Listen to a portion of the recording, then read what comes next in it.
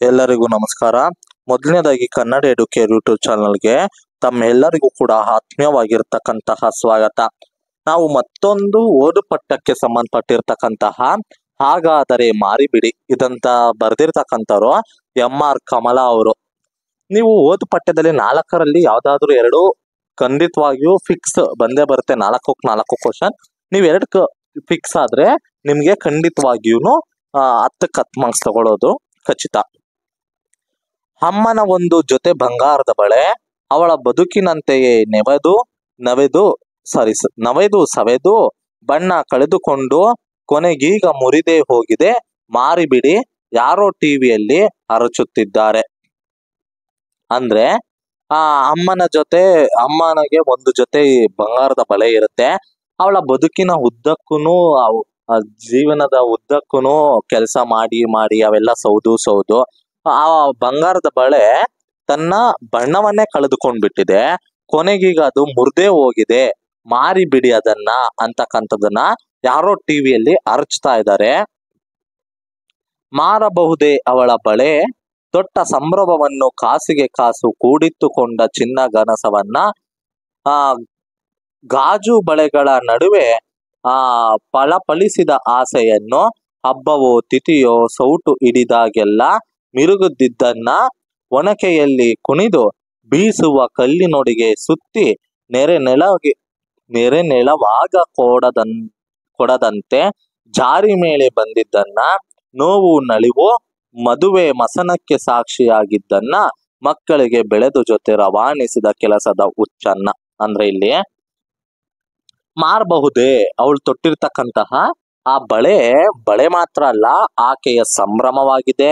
ಕಾಸಿಗೆ ಕಾಸು ಕೂಡಿಟ್ಟುಕೊಂಡು ತೆಗೆದುಕೊಳ್ತಕ್ಕಂತಹ ಚಿನ್ನದ ಕನಸದು ಗಾಜು ಬಳೆಗಳ ನಡುವೆ ಫಳಫಳಿಸಿದ ಆಸೆಯನ್ನು, ಅಂದ್ರೆ ಗಾಜಿನ ಬಳೆಗಳ ಮಧ್ಯೆ ಆಕೆ ಇದನ್ನ ಹಾಕೊಂಡು ಆ ಆಸೆ ಏನಿರುತ್ತೆ ಆಕೆಗೆ, ಅದು ಹಬ್ಬ ತಿಥಿ ಹೀಗೆ ಸೌಟು ಹಿಡಿದಾಗಲೆಲ್ಲ ಅದು ಫಳಫಳನೆ ಹೊಳಿತಾ ಇರುತ್ತೆ. ಒನಕೆಯಲ್ಲಿ ಕುಟ್ಟುವಾಗ, ಬೀಸುವ ಕಲ್ಲಿನೊಂದಿಗೆ ಸುತ್ತುವಾಗ, ನೀರೆಳೆವಾಗ ಕೊಡದಂತೆ ಜಾರಿ ಮೇಲೆ ಬಂದಿದ್ದನ್ನ, ಅಂದ್ರೆ ಅದನ್ನ ಬೀಳದಂತೆ ನೋಡ್ಕೊಂಡಿದ್ದಂತಹ ಆಕೆ ನೋವಿರ್ಬೋದು, ನಲಿವಿರ್ಬೋದು, ಮದುವೆ ಆಗಿರ್ಬೋದು, ಮಸನಕ್ಕೆ ಆಗಿರ್ಬೋದು, ಸಾಕ್ಷಿ ಆಗಿರ್ತಕ್ಕಂತಹ ಬಳೆಯವು ಮಕ್ಕಳಿಗೆ ಬಳೆಯ ಜೊತೆ ರವಾನಿಸಿದ ಕೆಲಸದ ಹುಚ್ಚನ್ನು, ಆಕೆ ಮಕ್ಕಳಿಗೆ ಕೆಲಸದ ಹುಚ್ಚನ್ನು ಕೂಡ ರವಾನೆ ಮಾಡಿದ್ದಾಳೆ ಅಂತಕ್ಕಂಥದ್ದನ್ನ ಈ ಒಂದು ಇದರಲ್ಲಿ ಹೇಳ್ತಾ ಇದ್ದಾರೆ.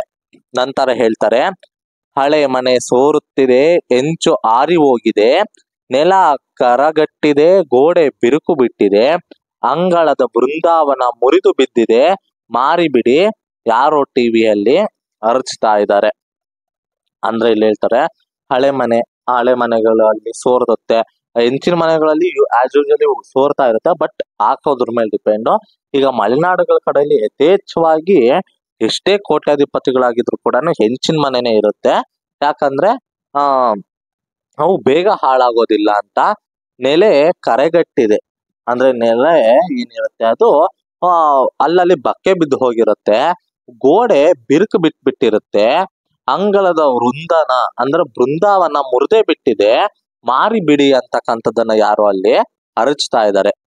ಮಾರಬಹುದೇ ಪುಟ್ಟ ಹೆಜ್ಜೆಗಳಲ್ಲಿಟ್ಟ ಖುಷಿಯನ್ನ, ತೊಡಲಿನ ಮೊದಲನ್ನ ಎಡವಿ ಬಿದ್ದು ಎದ್ದಿದ್ದನ್ನ, ಹಿತ್ತಲಿನ ನಿಂಬೆ ದಾಳಿಂಬೆ ಕರಿಬೇವಿನ ಘಮವನ್ನು, ಕೊಟ್ಟಿಗೆಯಲ್ಲಿ ಕಟ್ಟಿ ಹಾಕಿದ್ದ ಕರುವಿನ ಕರೆಯನ್ನು, ಬೇರು ಬಿಟ್ಟು ಬೇರಾದರೂ ಬೇರಾಗದ ಕಳ್ಳುಬಳ್ಳಿಗಳನ್ನು, ಅಂಗಳದಲ್ಲಿ ಹರಿದು ಬೆಳದಿಂಗಳ ಒಲೆಯನ್ನು, ಜಗಲಿಕಟ್ಟೆಯ ಮಾತಲ್ಲಿ ಹುಟ್ಟಿ ಕಟ್ಟಿದ ಜಗತ್ತನ್ನು.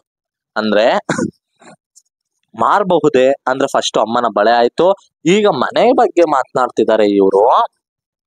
ಮಾರಬಹುದೇ, ನಾವು ಪುಟ್ಟ ಹೆಜ್ಜೆಗಳನ್ನ ಇಟ್ಟಿಕೊಂಡು ಓಡಾಡಿರ್ತಕ್ಕಂತಹ ಜಾಗ ಇದು.